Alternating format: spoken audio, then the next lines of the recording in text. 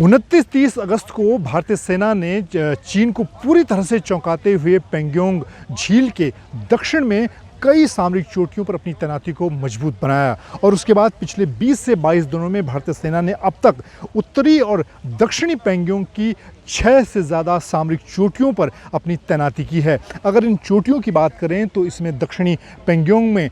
मगर हिल, गुरुंग हिल, रजांगला, रिचिंगला, मुखपरी और इसके अलावा अगर फिंगर फोर की ऊंचाइयों की बात करें तो वहाँ पर भी अब भारतीय सेना ऊंची चोटियों पर जाकर बैठ गई है और इसी को लेकर चीनी सेना पूरी तरह से बौखला गई है। फिंगर फोर के इलाके में भी चीनी सेना ने 3000 से ज़्यादा सैनिक वहाँ पर तैनात किए हैं। इसके अलावा चीनी सेना वहाँ पर लाउड स्पीकर के ज़रिए लगातार भारतीय सेना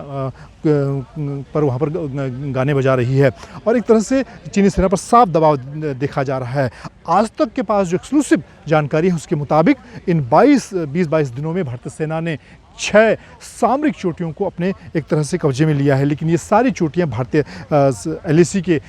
इस तरफ हैं, यानी कि भारतीय सेना के पास पहले से भी मौजूद हैं और अब इन चोटियों के आने के बाद भारतीय सेना की स्थिति एक तरह से चीन पर काफ़ी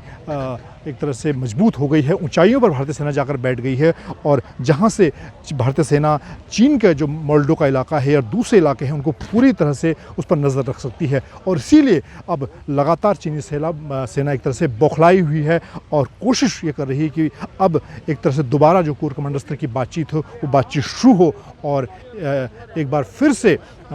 वहाँ से जो डिसएंगेजमेंट का काम है वो आगे बढ़ाया जाए। लेकिन भारतीय सेना ने साफ कर दिया है कि वो अब एक लंबी लड़ाई, यानी कि अब सर्दियाँ शुरू होने वाली है, उसको लेकर भारतीय सेना ने अपनी हथियार, राशन, दूसरा साजो सामान लेकर वहाँ पर पहुँचना शुरू कर दिया है। मंजित नेगी, न्यूज़ तक।